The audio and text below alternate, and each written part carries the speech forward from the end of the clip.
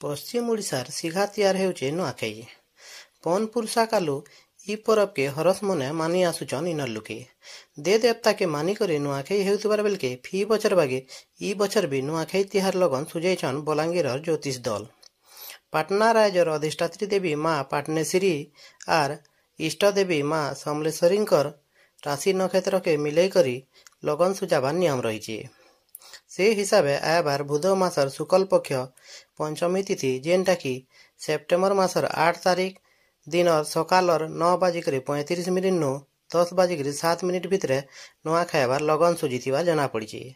इ दिन माँ पाटनेश्वरी समलेश्वरी पाहातले पहला अन्न भोग देकरी कुटुंब बसिया गुटे ठाने नुआ खाइबे। इ समाचार बाहरला उतारू बलांगीर जिला ने लुकर मने केतनी केते गहकी देखबार के मिली।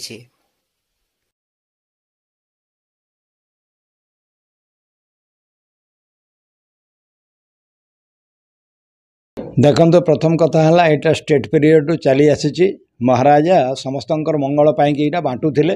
वर्तमान महाराजा भी से काम करमर बलांगीर जिलार नवान्न लग्न निर्णायक कमिटी सिद्धांत अनुसार मुझे राजपुरोहित तथा आमर सभापति टिकेश्वर गुरु से माने मृत हो गला परम शिष्य आमर भुवन मोहन मिश्र ज्योतिष से ये आलोचनार आम लग्न स्थिर करूँ। आ से लग्नटा स्थिर होती आसंता भाद्रव शुक्ल पंचमी तारीख 8/9/2024 रविवार विशुद्ध तुल लग्ने सकाल 9:35 रु 10:07 मध्य समग्र देवादेवी मान पाखरे बलांगीर जिला देवादेवी जार जार देवादेवी मान भी पाखरे नवान्न टाको अर्पण करेंगे। तापर प्रसाद स्वरूप आम मैंने सब ग्रहण करवा।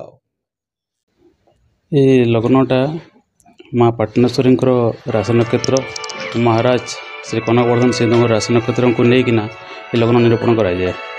और यहाँ जो लग्न कराए पहला प्रथम ग्रह पोजिशन देखा जाए। ग्रह पोजिशन रे को लग्न है ठीक हे से निर्धारण कराए। ए वर्ष तुल लग्न सब ठीक अच्छे। तुल लग्न ग्रह पोजिशन ठीक अच्छे। और हिसाब से भाद्रव शुक्ल पक्ष पंचमी तारीख 8/9/2024 रविवार दिन स्वाति नक्षत्र तुलचंद्री इंद्र जोगी बालवकरणा विशुद्ध तुल लग्ने शुभ बेलार 9:35 रु 10:07 मध्य यहाँ माँ पाटनेश्वरी माँ समलेश्वरी माँ दशमती कटरे भोग लगी हेबो।